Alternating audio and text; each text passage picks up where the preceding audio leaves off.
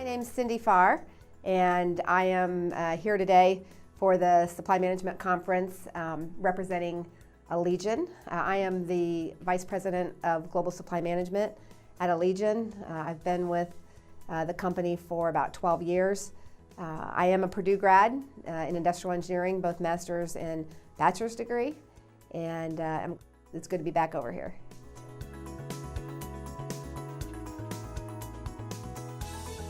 Let me start with a little bit about Allegion. We're about a $2.2 billion global company.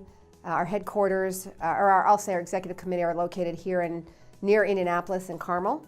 But we are global. We have tens of plants in the U.S., multiple plants in Mexico, South America, also in Europe and Asia. And so we're large. We have a large supply chain. In my current role, I manage the supply chain, so that represents about $1.1 billion of spend that services those manufacturing operations.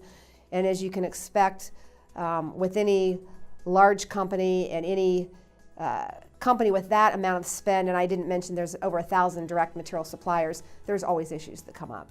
So we're going to talk this afternoon in the supply in the conference about the supplier risk management process that we've developed, and that is more of a proactive approach to identifying types of risk, categorizing suppliers based on risk, and then looking at what we can do to mitigate where we've got the highest risk, or also look at maybe where we've got categories of risk. For example, maybe we've got a number of suppliers or a number of commodities that we've got single source suppliers. So that may be a category of risk that we go and address. So that's one piece that's the more proactive. I would say on the day-to-day basis, there's always things that come up every day. I'm working things now as I'm here, working supplier fulfillment issues to keep our factories going, and those you can't. You manage them as they come, depending on what the circumstances.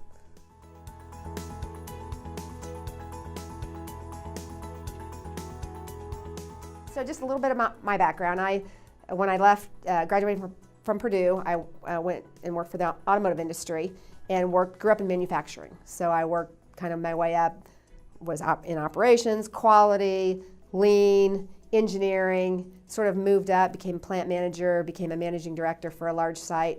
And then I came over to, after 20 years in automotive, I came over to Ingersoll Rand at the time, which has recently spun off Allegion, who I work for now.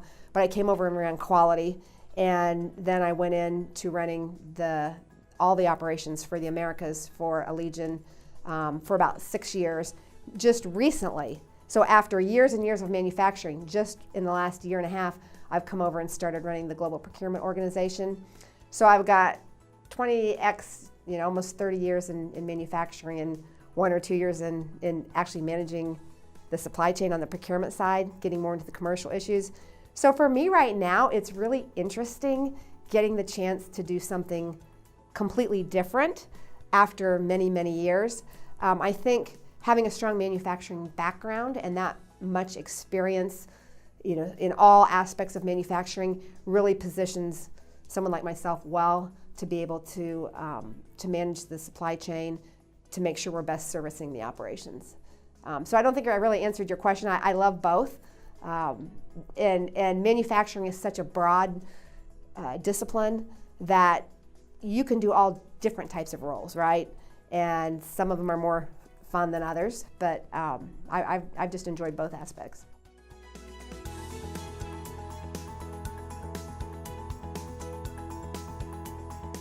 When you come out of school, really the willingness to learn, because no matter where you end up working, you're going to need to get to know the operation, the product line.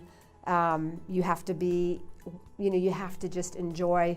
I guess you have to have the willingness to be flexible, to deal with change, deal with issues as they come up. But you also, having just that interest in learning, because every day is different.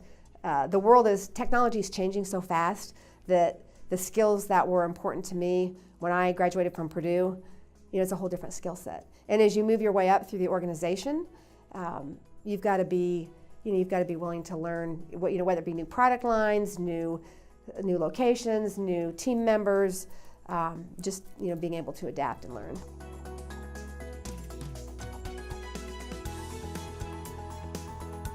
I've always been one that's been very engaged, and my role as a leader is to support my team and to make sure they're successful. And I think as you kind of move up through the organization, being able to build a strong team and to be able to develop them and support them and don't get involved where they need support, but trust them and manage them and empower them to do what they need to do. I think that's very important.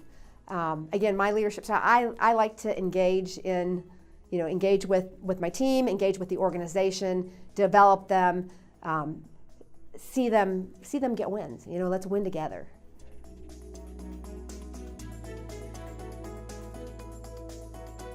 So I'm actually have the privilege of being a board member for the Greater Indianapolis branch of Habitat for Humanity, and I think you guys probably know Habitat. Their business or their value proposition is really creating affordable homes, affordable housing for people that otherwise couldn't obtain that. And as part of the process, we also provide a lot of I'll say training and growth opportunities to our clients.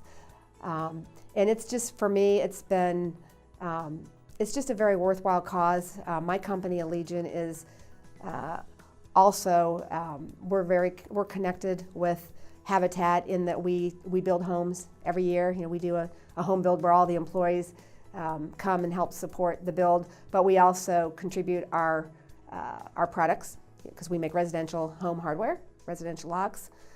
We contribute those, and so it's been a very good match with our corporate values, our corporate focus. And our employees enjoy it, and for me personally, it's been great to get to learn a little bit more about Habitat.